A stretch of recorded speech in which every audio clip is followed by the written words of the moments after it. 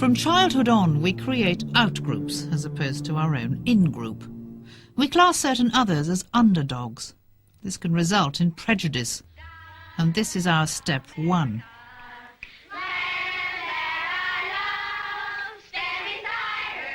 It's easy to create superior in-groups and inferior out-groups. Once group differences are established, in the wrong circumstances, a leader can exploit them for their own ends. Teacher Jane Elliott began her crusade to demonstrate the irrational nature of prejudice 30 years ago in Iowa, USA. The morning after Martin Luther King Jr. was killed, I was teaching third grade in all-white, all-Christian Riceville, Iowa. There were no people of color in that town. Most of my children, in fact, all of my children, had never been in the presence of a person of color. And I didn't know how I could explain that death to my third grade students. You think you know how I would feel to be judged by the color of your skin? Do you think you do?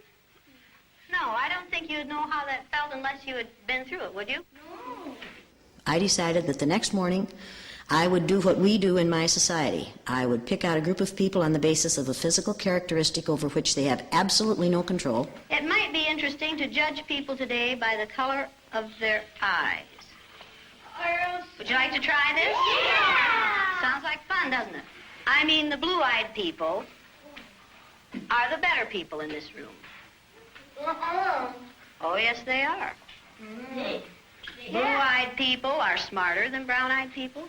Well, the brown-eyed people have to stay in.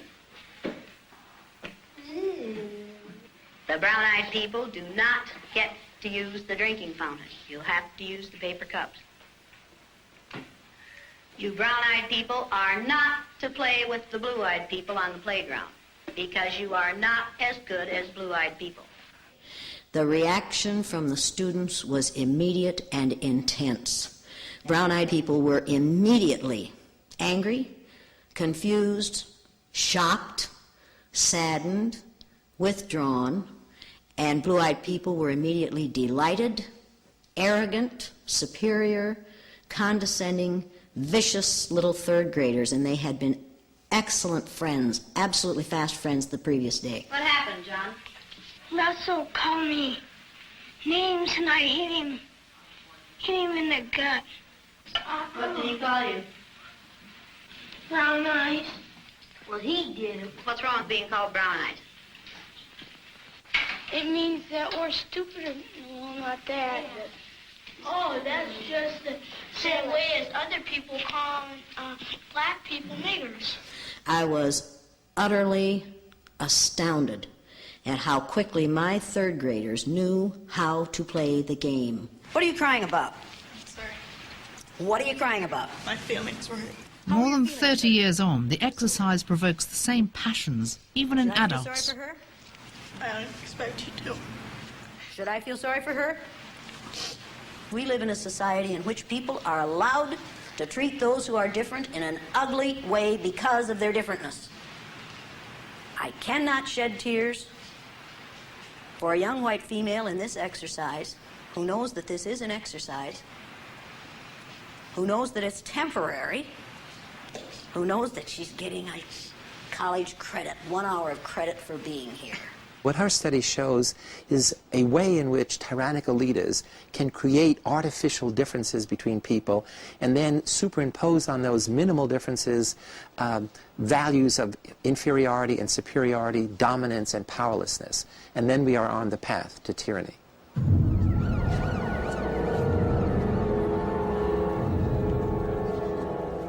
In spring 1999, one man waged war on his own personal outgroups.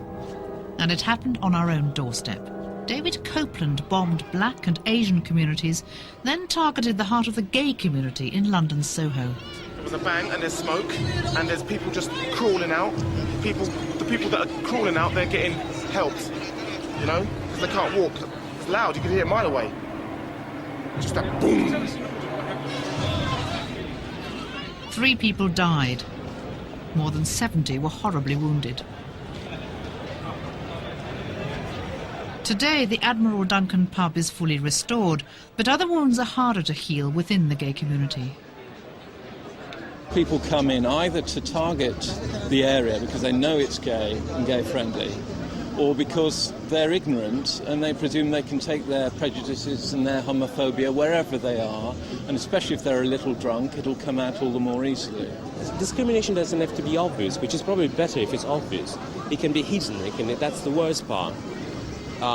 It can be little things of everyday life that pile up, and then you know that you have to behave a certain way. The experience of the Soho bomb illustrates another level at which this ordinary group categorization can escalate to. It goes beyond simply saying our group is heterosexual, they're homosexuals, we think our way of life is better than their way of life, to saying that we reject what that group stands for. We reject their very identity. It's a threat to our way of life, and we want to eliminate them. Prejudice is completely irrational. It's in its nature that it's irrational. We do still have whole groups of people who are excluded and who can be regarded as out groups. Large numbers of homeless people, people begging on the streets, disabled people, people with mental illness, people with physical disabilities suffer terrible discrimination.